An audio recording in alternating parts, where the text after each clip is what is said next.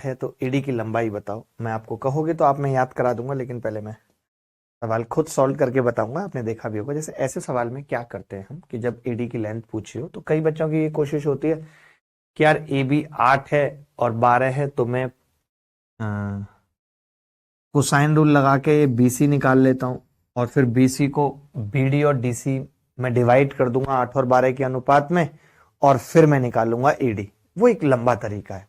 X मान लिया हमने एडी को, मान सकते हैं कि नहीं एक्स? बोलो मान सकते हैं कि नहीं? कोई दिक्कत है तो बताओ। इसको एक्स मानने में कोई दिक्कत है तो बताओ मुझे। जाऊंगा नहीं, आप सोच रहे हो कि जाऊंगा तो जाऊंगा नहीं, लिखूंगा जब तक, कितना भी अटकेगा लिखूंगा तब तक। ये बताऊंगा लिख के कि ट्राइंगल एबीसी का एरिया, ट्राइंगल एबीसी का एरिया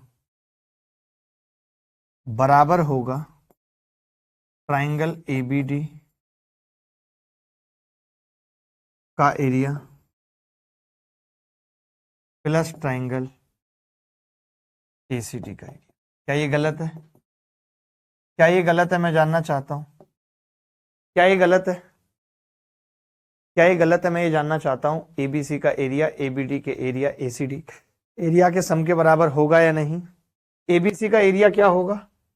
हाफ 8 गुणा 12 इंटू साइन 60। साइन 60। किसी भी ट्राइंगल का एरिया निकालना है तो मेरी आपकी ये बात हुई थी कि जब किसी ट्राइंगल का एरिया अगर निकालना है और ये एक्स है और ये वाई है और ये एंगल थीटा है, तो इस ट्राइंगल का एरिया होगा डेल बराबर half x y sine theta. डेल बराबर half x y sine theta. देखो अब एबीडी का एरिया क्या होगा? हाफ 8x इंटू साइन 30 प्लस हाफ 12x इंटू साइन 30। क्या ये सही है? मैंने कुछ नहीं किया, मैंने एबीसी ट्राइंगल के एरिया को एबीडी प्लस एसीडी के बराबर रख दिया। ठीक है, ये बात क्लियर है कि नहीं मित्र? मित्र ये बात क्लियर है कि नहीं? तो आपने देखा हाफ से हाफ कट गया जी पूरा। 12 अट्ठे 98 गुणा अंडर रूट 3 बटे 2 बराबर ये 8x into 1/2 plus 12x into 1/2। तो 4 और 6 10x बराबर 48 रूट 3। x कितना आ जाएगा? 24 रूट 3 बटे 5।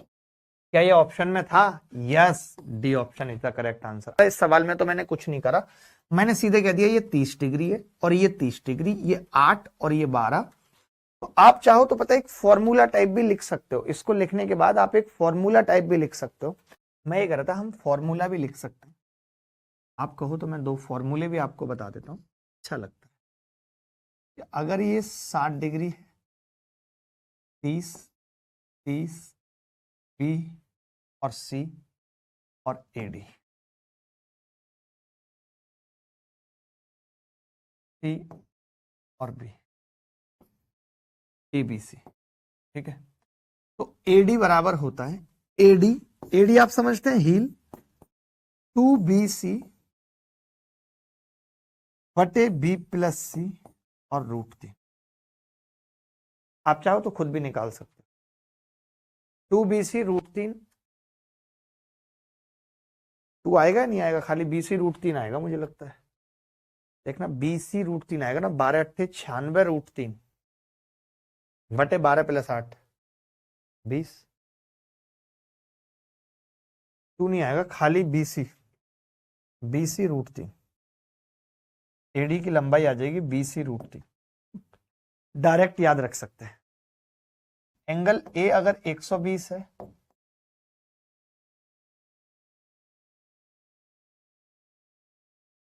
अभी तो नया कॉन्सेप्ट पढ़ाऊंगा कॉन्ग्रुएंसी का, तो आगे बढ़ूंगा। एडी, तब आप ये कहोगे कि जी एडी अब ये 60-60 डिग्री के एंगल हो जाएंगे, ये 60-60 डिग्री के, ये BAC। तब जो एडी की लंबाई निकल के आएगी वो आ जाएगी BC बटे B प्लस सी। यहां रूट 3 नहीं आएगा। ठीक हो गया? ये सवाल तो होमवर्क में लिख लीजिएगा कि अगर एंगल 120 है तो मैं ही पूछ लेता हूं उससे। ये सवाल RW में लिख लेना, 60 है यहाँ पे, तो एक सवाल मैं ही पूछ लेता हूं और फिर उसको दूसरे तरीके से करके बताता हूं। जैसे अगर इस ट्राइंगल में ए बी 20 है, ये 30 है, ये 120 है, एंगल ए 120 है, आपसे पूछ रहा है find length of angle bisector, find length of angle bisector AD. Length of bisector AD की लेंथ क्या ही बताना है। देखिए एडी की अगर हम बात करें तो अभी हमने एक फॉर्मूला पढ़ा पीछे कि BC यानी कि 20 गुणा 30, नीचे 20 प्लस 30 50, 5 चौक 20, 4 तिया 12। तो मैं अब दूसरे तरीके से बताने जा रहा हूं। जैसे अगर ये 120 डिग्री का एंगल है और मैं इसको जेड मान लेता हूं, तो मैंने पिछली क्लास में बताया था कि जेड स्क्वायर बराबर होगा, जेड स्क्वायर बराबर होगा, बताया था ना, 20 का स्क्वायर 30 का स्क्वायर प्लस 20 गुणा 30, यही बताया था मैंने। तो जेड स्क्वायर कितना आ गया, 400 और 900 1300 और 600, तो बड़ा गंदा आ रहा है यार। 20 का स्क्वायर 400 और 900 1300 और 600, 1900 आ रहा है यार, ये तो 1900 कितना गंदा आ रहा है। यानी जेड आ गया 10√19, ठीक है, आ गया जेड 10√19 आ गया। अब आप समझना, अगर जेड 10√19 आ गया और मैंने एंगल बाइसेक्टर खींच दिया तो ये 2:3 में बटेगा, बोलो बटेगा। अगर मैं इसको बांटूं तो ये 4√19 आ जाएगी और ये 6√19 आ जाएगी।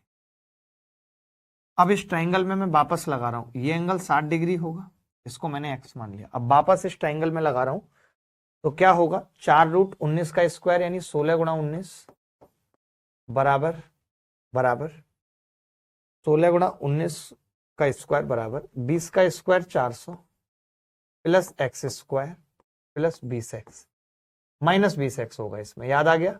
60 वाले में माइनस 20x करते थे या नहीं। दोबारा से फिर लगा रहा हूं कोसाइन रूट, ठीक है। तब आप कहेंगे जी 19 छिक्के या 16 निम्मा 144 का 4 हासिल 14, 16 कम 304 बराबर 400 plus x square minus 20x। मैं इधर ले आता हूं इस 20x को, तो x कॉमन आ जाएगा और 20 माइनस एक्स बराबर कितना होगा, 96। अब आपको फैक्टर करने हैं ऐसे जिसका अंतर 20 आ जाए, तो आपको नहीं लगता कि 12 और 8 हो जाएंगे फैक्टर, 12 और 8, x की वैल्यू कितनी होगी, 12 12 और ये 8, तो 12 रखेंगे तो 12 8 96, x 12 पे सेटिस्फाई कर गया, x 12 पे सेटिस्फाई कर गया, यही उत्तर है। बताया था कि एंगल बाइसेक्टर सामने वाली भुजा को इसके अनुपात में बांटेगा, बताया था या नहीं। अब वो एंगल बाइसेक्टर है तो 20 और 30 के अनुपात में बांटेगा, 0 से 0 कट गई 2 3। लेकिन क्या आपको ये तरीका पसंद है? मेरा तरीका तो ये था कि भैया जब भी ऐसा सवाल आए तो आप क्या करो, ये एरिया इक्वेट कर दो, एबीसी का एरिया बराबर कर दो एबीडी का एरिया प्लस एसीडी का एरिया। आप क्या करो, एरिया इक्वेट कर दो। चलो कोई बात नहीं, एक सवाल बहुत प्यारा है जो हम पिछली क्लास में भी कर रहे थे, नेगेटिव भुजा आ गई थी बट नहीं कर पा रहे थे, अब करेंगे, देखो। अच्छा, अब थोड़ा सा स्टेवर्ट थ्योरम पे भी एंगल बाइसेक्टर की लेंथ निकालना सीख लो, कुछ खास करना नहीं है, मैं बताता हूं, जरूरी है। स्टेवर्ट थ्योरम का भी हम शॉर्ट फॉर्म पढ़ रहे हैं, आपको ज्यादा डीप में पढ़ने की जरूरत भी नहीं है। ABC एक ट्राइंगल है, AD एंगल बाइसेक्टर है, B के सामने की भुजा B, C के सामने की C, और ये MN, ये MN है। तो AD का स्क्वायर क्या होगा, स्टेवर्ट थ्योरम ये कहती है, स्टेवर्ट थ्योरम तो खैर बहुत कुछ कहती है बट ये स्टेवर्ट थ्योरम का एक रिजल्ट है, स्टेवर्ट थ्योरम का एक रिजल्ट है, ये क्या है रिजल्ट, कि AD बराबर होगा अंडर रूट के अंदर BC माइनस MN, बस इतना लिखना है। B और C का मल्टीप्लाई और MN माइनस कर देंगे, बहुत जरूरी है ये, इस पे सवाल मिलेंगे आपको। कॉस अल्फा लगा दो दोनों ट्राइंगल में, कॉस B लगा दो, पूरे ट्राइंगल में कॉस भी लगा दो, इस ट्राइंगल में कॉस भी लगा दो, कुछ ना कुछ बात बनेगी बनेगी। बताऊं क्या लगा के? देखो मैंने कॉस भी लगाया, कॉस भी क्या होगा पूरे ट्राइंगल में? C square plus m plus n का square minus minus b square बटे 2c into m plus n. Cos भी लगा दिया मैंने, कॉस बी कितना होगा? C square plus m square minus AD square बटे 2cm। ठीक है, बटे 2cm। अब आपने देखा 2c, अरे 2c से 2c कट गई। एक और बात क्या है, आप ये जानते हो कि एंगल बाइसेक्टर क्या करता है, सामने वाली भुजा को इसी अनुपात में बांटेगा, यानी कि c बाई बी बराबर m बाई एन कह सकते हैं कि नहीं, यानी NC बराबर BM कह सकते हैं। ये बात मानते हो? ये तो एंगल बाइसेक्टर थ्योरम कहती है। बहुत आराम से पढ़ाऊंगा, चाहे एक क्लास एक्स्ट्रा लग जाए, 28 तारीख तक खत्म कर दूंगा angle bisector theorem, angle bisector theorem.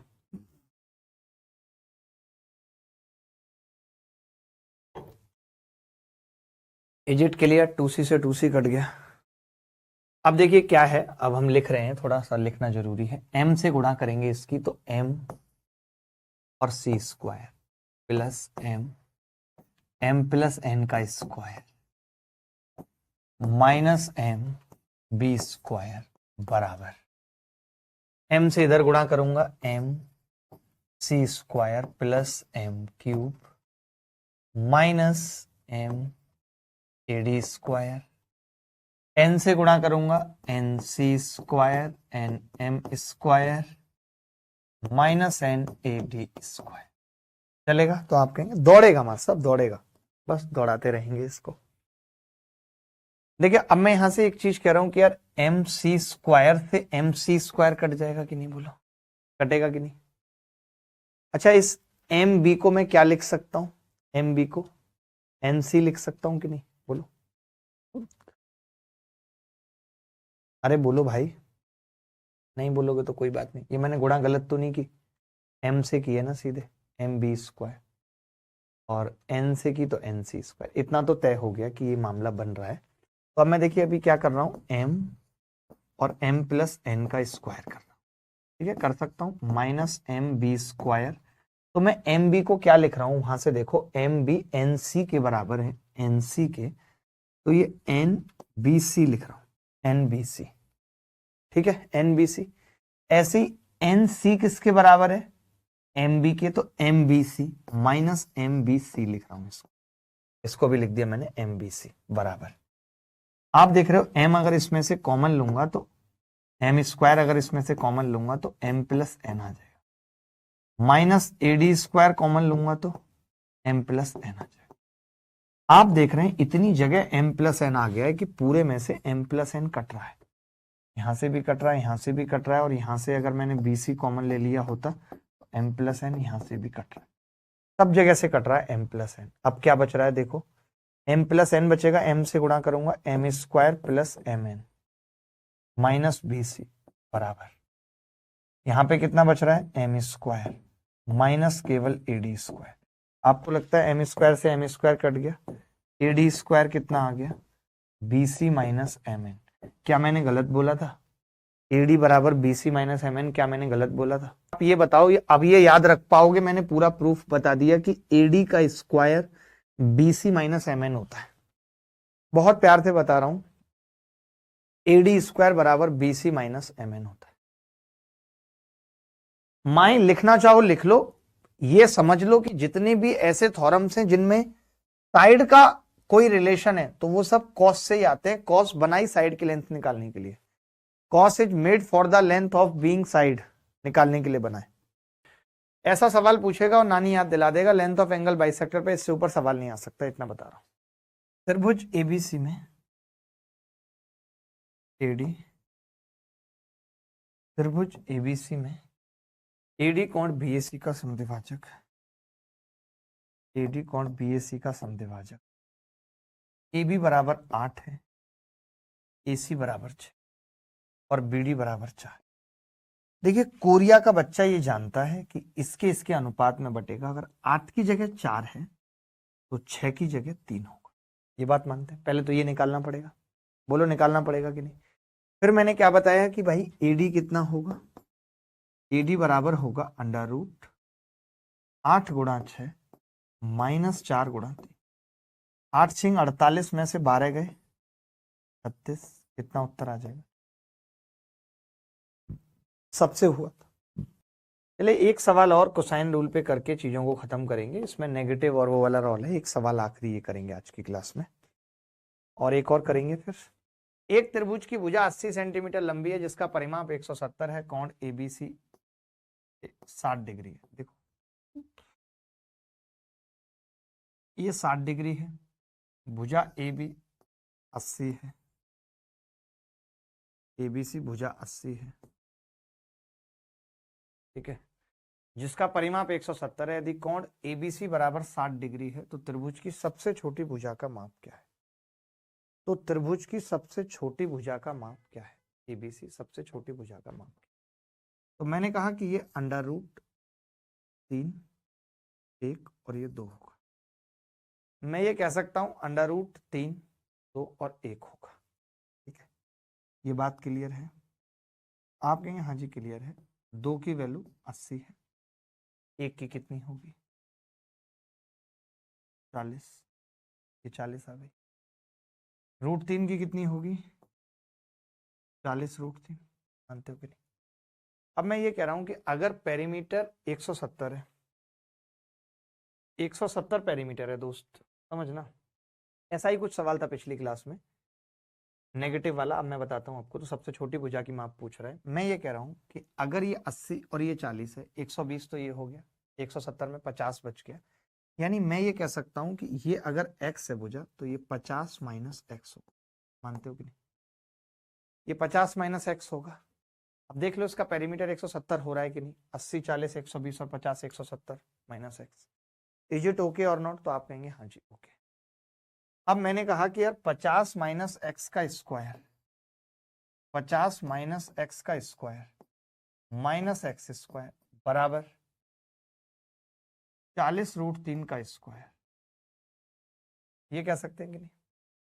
50 minus x का स्क्वायर, पाइथा लगा दी। अरे पाइथा लगा दी, पाइथा। ठीक है, ओके, सबको क्लियर है?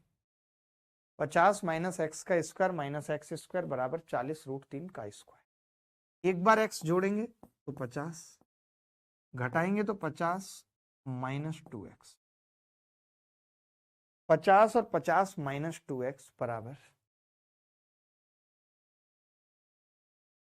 1600 गुणा 3। तभी कोरिया का बच्चा बोला 0 से 0 कटेगा, 5 से 32 बार कटेगा, 32 दिया 96, 2x बराबर माइनस 46, x माइनस 17 23। अब डर जाता है बच्चा, यहीं पे x माइनस 23 आ गया। तो कोई डरने वाली इसमें बात ही नहीं।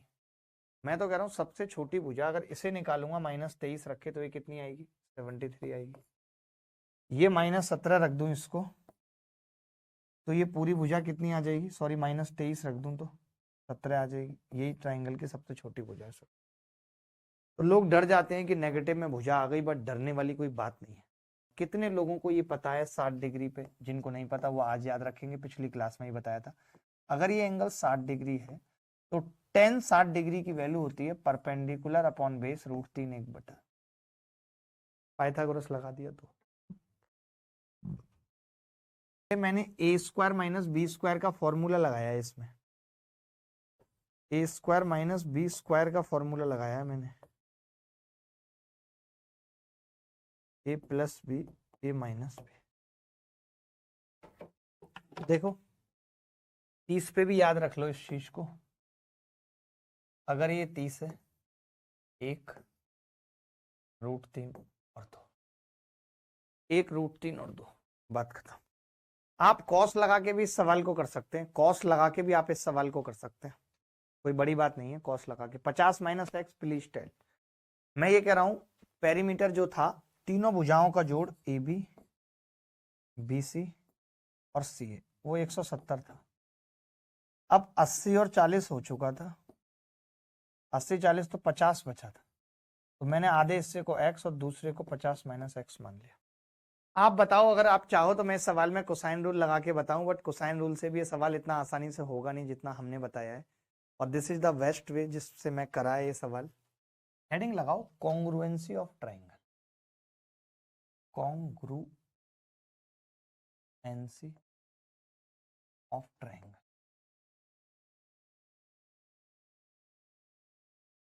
कॉन्ग्रुएंसी ऑफ ट्राइंगल, त्रिभुजों की सर्वांग समता,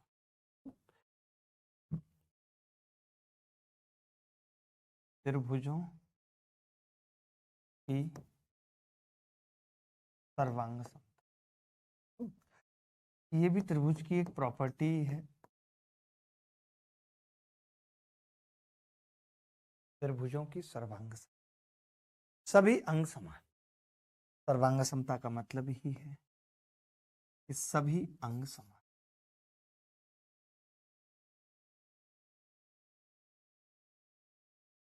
सभी अंग,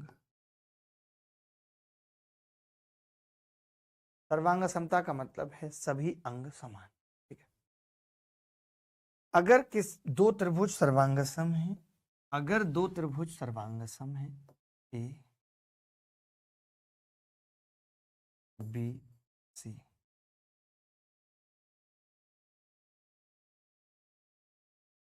डी ई एफ, अगर सभी त्रिभुज सर्वांगसम है ABC और DEF, ठीक है, तब क्या होगा? और कोई ये कह दे कि if triangle ABC, if triangle ABC congruent है ट्राइंगल DEF के, इसका मतलब अगर दो त्रिभुज कॉन्ग्रुएंट है, then everything corresponding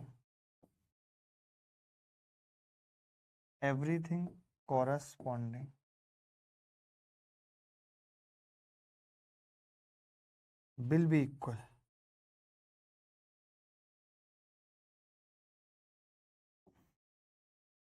everything corresponding will be equal, बोलो कह सकते हैं कि नहीं? everything corresponding will be equal, कहने का मतलब क्या है? कहने का मतलब है कि इनकी भुजाएं आपस में, जैसे AB बराबर होगा DE के, BC बराबर होगा EF के, AC बराबर होगा DF के, सभी भुजाएं आपस में बराबर होंगी।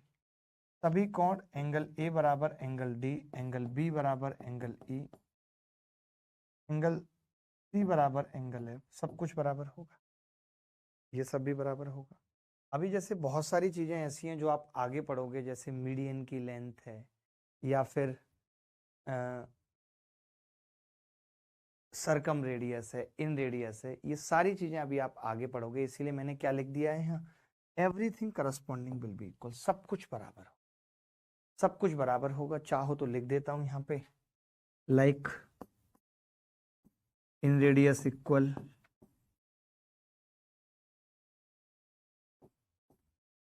हाइट इक्वल, हाइट तो बता ही चुका हूं, height equal circum radius equal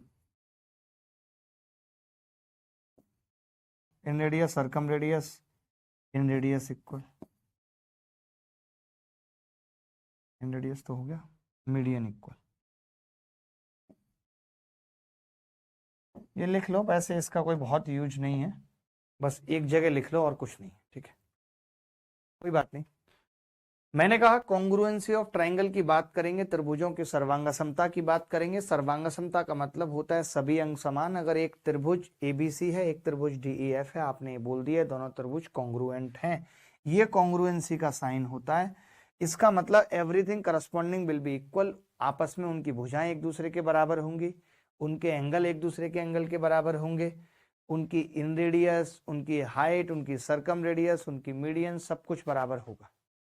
इतनी बात यहां तक समझ आई है तो हम आगे बढ़ेंगे। अब जैसे ये तो, क्या हमें दो त्रिभुजों को कॉन्ग्रुएंट करने के लिए इतना कुछ बराबर करना पड़ेगा? तो इसका जवाब है बिल्कुल नहीं। आप लिखेंगे condition for congruency, condition for congruency. Congruency की शर्तें क्या है? सर्वांग समता की शर्तें।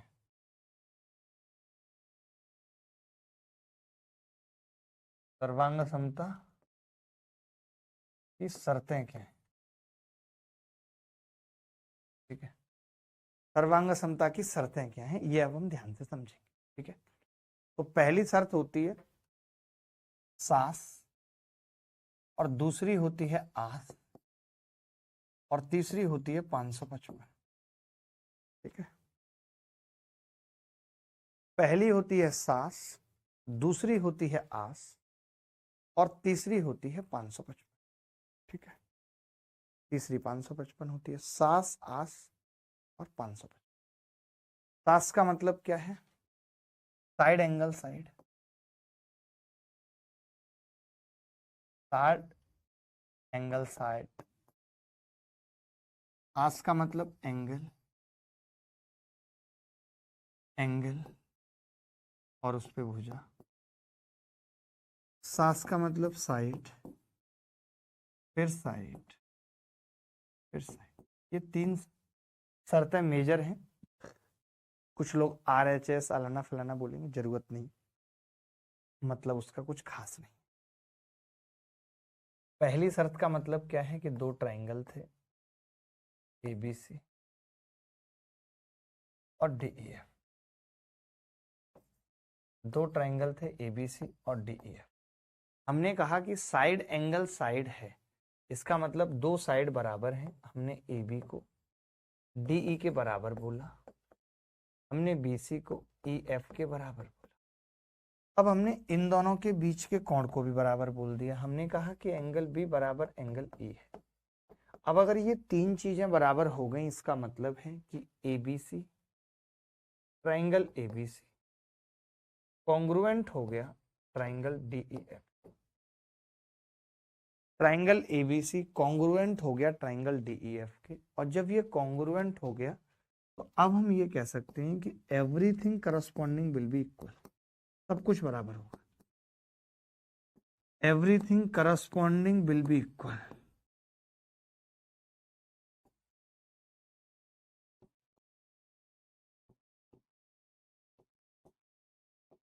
Everything corresponding will be equal. अब सब कुछ बराबर हो। क्लियर है ये बात? देखिए दूसरी कंडीशन देखेंगे। त्रिभुज ABC,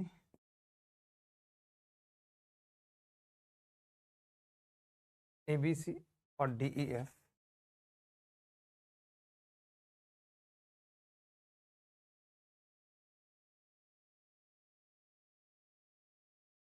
त्रिभुज ABC और DEF। ठीक है, तो मैं ये कह सकता हूं यहां पे अगर दो एंगल बराबर हैं, एंगल B बराबर है एंगल E के, एंगल C बराबर है एंगल F के। अब इस पे जो भुजा है BC बराबर EF, BC बराबर EF, एंगल B बराबर एंगल E, एंगल C बराबर एंगल F, BC बराबर EF। तो हम ये कह सकते हैं यहाँ पे, तब हम एक छोटी सी बात यहाँ पे ये कह सकते हैं कि त्रिभुज ABC कॉन्ग्रुएंट होगा त्रिभुज DEF के, त्रिभुज DEF के। और उसके बाद मैं कह सकता हूं कि everything corresponding will be equal. अब सब कुछ बराबर होगा। देखिए इसमें समझने वाला कुछ नहीं है, बस लिख लीजिए। जब आप सवाल करेंगे तब आपको पता चलेगा कि कॉन्ग्रुएंसी का क्या मतलब है, यूज कैसे होगी congruency. Everything corresponding will be equal. ठीक है, अब तीसरी की बात करें, जो तीसरी प्रॉपर्टी है जिसके अंदर लिखा हुआ है SSS, ABC एक ट्राइंगल है, DEF एक ट्राइंगल है, तो मैं ये कह सकता हूं AB बराबर DE, AB बराबर DE, BC बराबर EF, AC बराबर DF, AC बराबर DF,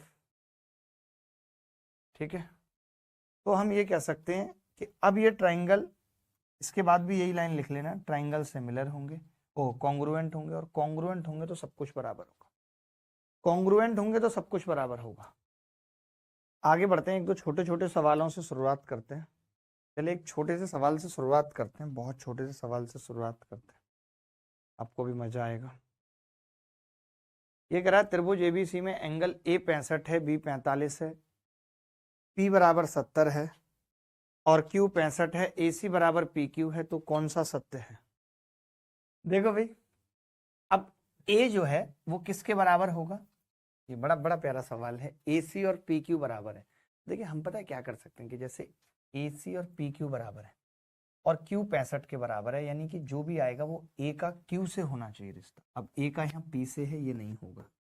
ए का यहाँ क्यू से हो सकता है, ए का यहाँ क्यू से हो सकता है, ए का यहाँ आर से, ये नहीं होगा। दूसरा, ए सी और पी क्यू एक साथ आने चाहिए, ए सी और पी क्यू, तो ए सी और यहाँ क्यू आर आ रहा है, नहीं होगा। ए सी और पी क्यू आ रहा है बीच तक, बी। अब कैसे, आप चाहो तो चित्र बना लो, वरना जरूरत नहीं है। जैसे हम कैसे लिखते हैं, एंगल ए बराबर 65, एंगल क्यू बराबर 65, तो ये तो तय है कि ए और क्यू एक साथ आएंगे। अब ए सी बराबर पी क्यू, अब ए को क्यू से कनेक्ट करना है, तो ए सी बराबर पी क्यू को मैं क्या लिखूंगा? Q P. मैं ऐसे लिखूंगा क्यू पी, क्यू पी, समझ गए? अब अगर मैं एबीसी ट्राइंगल लिख रहा हूं, एबीसी ट्राइंगल लिख रहा हूं, तो ए के साथ कॉन्ग्रुएंटी में क्या आएगा? क्यू। अब मुझे पता है ए सी किसके बराबर है? क्यू पी के। एबीसी लिख रहा हूं ना, क्यू पी के, तो ए तो क्यू आ गया है, सी की जगह क्या आएगा? पी, तो फिर आर कहां पे आएगा? आप बताओ, चित्र बना के बताऊं या आपको ऐसे ही समझ में आ गया? क्रैक्स है ना, क्रैक्स, एबीसी। अब यहां पे देखना है ट्राइंगल कैसा बनेगा। ए किसके बराबर है? क्यू के। अब ए सी पी क्यू के बराबर है, ए सी पी क्यू के बराबर है, इधर वाली भुजा, तो पी यहां लिखेंगे, पी यहां लिखेंगे। अब ये क्यू हो गया, आर बच गया। तो अब ये दोनों भुजाएं बराबर हैं और ये एंगल बराबर है, तो सोचने की जरूरत ही नहीं है। ए बी सी किसके कॉन्ग्रुएंट होगा? क्यू आर पी के। अब आया समझ? तीन तरीके से समझा दिया, अब तो आ जाना चाहिए, और अगर अब भी नहीं आ रहा है तो रहने दो फिर। चलिए एक बहुत छोटी सी बात हो गई, इसके बाद आगे बढ़ेंगे। आप लिखेंगे यूज ऑफ कॉन्ग्रुएंसी या implementation of congruency.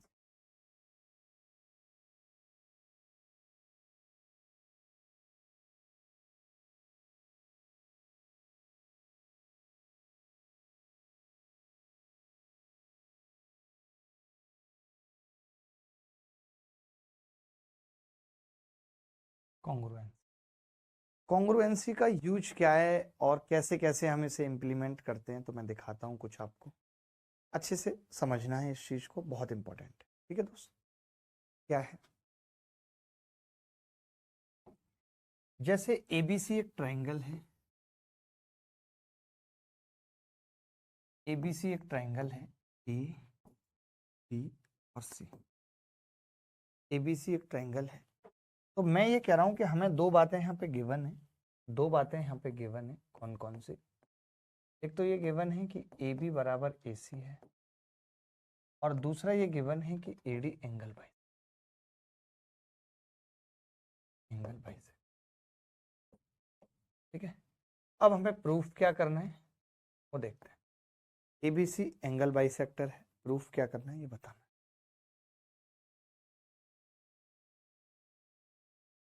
A B C AD angle bisector है, एडी एंगल बाइसेक्टर है, तो मैंने दो ट्राइंगल पकड़ लिए, एक ABD,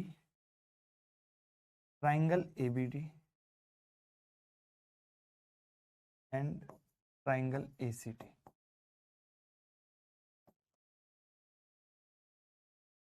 triangle ABD and ACD में क्या होगा? तो आप कहेंगे भाई ये एंगल बाइसेक्टर है, ये अल्फा है और ये भी अल्फा होगा, तो हम ये कह रहे हैं इन दोनों ट्राइंगल में ये एंगल बराबर है, बी ए डी बराबर है एंगल सी ए डी के, है या नहीं? मालूम है आपको? अच्छा, आपको एक बात ये भी पता है कि अगर ये दोनों भुजाएं बराबर थी, ए बी और AC भी बराबर है।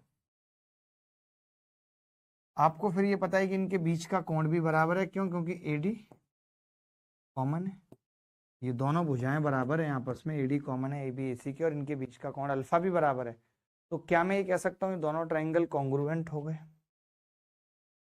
ट्राइंगल ABD और ACD, ABD और ACD कॉन्ग्रुएंट हो गए। अगर कॉन्ग्रुएंट हो गए तो फिर यहीं से ये पता चलता है कि एंगल B बराबर एंगल C होगा, जो हम कहते हैं कि किसी भी त्रिभुज की दो भुजाएं बराबर हैं तो उनके सामने का कोण भी बराबर होता है, एंगल B बराबर एंगल C। तीसरी बात हमें क्या पता चली? BD बराबर DC, ये पता चली, BD और DC भी बराबर होंगे। अच्छा, तीसरा एंगल भी आपस में बराबर होगा। ये एंगल ADB बराबर होगा एंगल ADC, और पूरा एंगल 180 होता है, 180 बटा 2 90। इट मीन्स कि AD परपेंडिकुलर होगा BC पे। बोलो होगा या नहीं? अब आप ना एक बात लिख लो, ये पूरे का निष्कर्ष मैं अगले पेज पे लिख रहा हूँ, कंक्लूजन, जो कि बहुत जरूरी है समझना। आप ना कंक्लूजन लिखो, जो हमने पढ़ा है ना अभी, उसका कंक्लूजन लिखो कि मैं क्या कहना चाहता हूँ। मैं ये कहना चाहता हूँ कि एक ट्राइंगल है ABC, एक ट्राइंगल है ABC, ठीक है? एक ट्राइंगल ABC है जहां पहला पॉइंट है AB बराबर AC, और करके लिख दो एंगल B बराबर एंगल, पहला पॉइंट। दूसरा है AD एंगल बाइसेक्टर।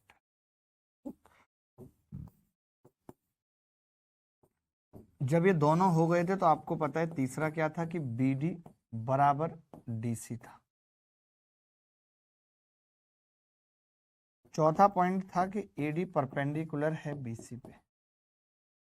तो अब आप ये लिख लो कि इन चार में से कोई भी दो होने पर, क्योंकि आपको पता है कोई भी दो से ट्राइंगल कॉन्ग्रुएंट हो जाएगा, कोई भी दो सही होने पर, कोई भी दो सही होने पर चारों सही हो जाएंगे। इसका मतलब क्या है मैं बताता हूं। जैसे किसी ने मुझे कह दिया कि ये AD एंगल बाइसेक्टर भी है और परपेंडिकुलर भी है, किसी ने मुझे ये कह दिया कि AD एंगल बाइसेक्टर भी है और परपेंडिकुलर भी है, तो मैं ये कह दूंगा इसका मतलब AB बराबर भी होगा AC के और BD बराबर होगा DC। या किसी ने मुझे ये दो बातें कह दी कि BD बराबर है DC के, AD परपेंडिकुलर है, तो फिर मैं कहूंगा AD बाइसेक्टर भी होगा और ट्राइंगल आइसोसेल्स भी होगा, AB बराबर AC भी होगा। ये बात क्लियर है सबको? ऐसा कोई बच्चा जिसको ये बात क्लियर ना हो? चलिए मैं सवाल पूछना शुरू करता हूँ, छोटे छोटे सवाल पूछता हूँ। एक बहुत आसान सा सवाल सबसे पहले पूछता हूँ, अच्छा लगेगा आपको। यहाँ से शुरू कर, पहले ये सवाल करो, पेपर में आया हुआ सवाल है, प्री में आया हुआ सवाल है, इस सवाल को करेंगे जल्दी से। एक त्रिभुज ABC में AD परपेंडिकुलर है BC के, BE परपेंडिकुलर है AC की, BE कट करता है F पर, आपस में दोनों एक दूसरे को F पर कट करते हैं, BF AC के बराबर है, find angle ABC। Mehul Kumar हमारे साथ है। आई रेस्पेक्ट मेहुल, बहुत ज्यादा तो नहीं, तनिक हल्की फुल्की रेस्पेक्ट करते हैं मेहुल की। ABC ट्राइंगल है, ध्यान से समझना।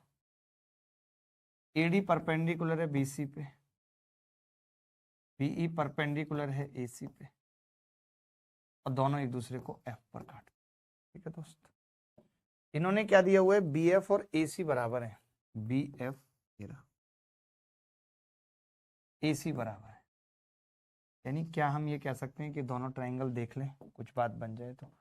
आपने कहा कि जी ये एंगल अगर अल्फा मानता हूं तो ये 90 है, ये 90 माइनस अल्फा, ये 90 माइनस अल्फा, और ये 90 है तो ये वापस अल्फा होगा, ये 90 माइनस। आपको नहीं लगता कि दो ट्राइंगल है मेरे पास, BFD और ट्राइंगल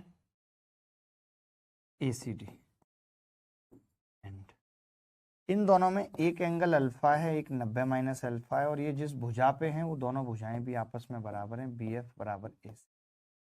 तो क्या हम ये कह सकते हैं कि B F D triangle congruent हो जाएगा ट्राइंगल ए सी डी के? B F D triangle congruent हो जाएगा ट्राइंगल ए सी डी के? बताओ भाई, क्लियर है कि नहीं? क्लियर है? आपने कहा हाँ जी ये तो बिल्कुल हमें समझ में आ गया, लेकिन अब इससे होगा क्या? मैंने कहा अगर कॉन्ग्रुएंट हो गए तो बाकी की भुजाएं भी बराबर होंगी। तो कैसे चेक करते हैं? 90 माइनस अल्फा के सामने की भुजा इसमें क्या है? इस ट्राइंगल में तो आप कहेंगे बी डी है। इस ट्राइंगल में 90 माइनस अल्फा के सामने की भुजा क्या है? ए डी है। यानी ये हमने निकाल दिया। जब ये दो ट्राइंगल कॉन्ग्रुएंट हो गए, जब ये दो ट्राइंगल कॉन्ग्रुएंट हो गए तो हम ये कह सकते हैं कि बी एफ डी और ए सी डी के कॉन्ग्रुएंट होने पर बी डी और ए डी बराबर होंगे। मैं अलग से चित्र बना लेता हूं आपको समझाने के लिए। मैंने ये प्रूफ कर दिया कि ये 90 तो था ही, ये दोनों बराबर आ गए। अब आप ही बताइए कि अगर ये दोनों बराबर आ गए, अगर ये दोनों बराबर हैं और ये 90 है, तो आपको नहीं लगता ये 45-45 के होंगे? यही पूछ रहा है एबीसी। अगर ये दो भुजाएं बराबर हैं और एक कोण 90 है, तो ये दोनों कोण 180 माइनस 90/2 नहीं हो जाएंगे? इतने तो नादान मत बनो। अरे मैंने कुछ नहीं करा, मैंने ये कहा कि एबीसी एक ट्राइंगल है और एडी परपेंडिकुलर था, बीई दोनों एफ पे कट कर रहे थे, तो मैंने दो ट्राइंगल पकड़े। अब आप सोचेंगे ये दो क्यों पकड़े आपने? क्योंकि आपने खुद कहा था कि एक तो बी एफ, और बी एफ किस ट्राइंगल की भुजा है? इसकी। ये ए सी के बराबर है, तो ए सी किस ट्राइंगल की भुजा है? A D. दोनों ही राइट एंगल ट्राइंगल है, ये 90 ये 90। तो मैंने कहा अगर ये अल्फा मानता हूं तो ये 90 है, ये 90 माइनस अल्फा होगा। अब अगर ये 90 है, 90 माइनस अल्फा, तो ये अल्फा होगा। तो आपके पास दो ट्राइंगल कुछ इस तरीके से हैं कि ये भुजा इक्वल है और ये अल्फा और ये 90 माइनस अल्फा। फिर आपके पास एक और ट्राइंगल छोटा सा बना हुआ है जिसमें ये बराबर है भुजा और ये अल्फा और ये 90 माइनस अल्फा। तो हमने कहा 90 माइनस अल्फा के सामने की ये और 90 माइनस अल्फा के सामने की भुजा ये भी तो आपस में बराबर होंगी। कुछ गलत बताया तो बताओ। बहुत नॉर्मली, बहुत आराम से, बहुत सना सना में पढ़ा रहा हूँ। मतलब मुझे ऐसा लग रहा है कि ज्योमेट्री में मैं कोई कमी छोड़ नहीं रहा हूँ कि किस तरीके से मुझे पढ़ाना है। फिर मिलते हैं आपसे, तब तक के लिए बाय बाय, टेक केयर, धन्यवाद, thank you very much, bye.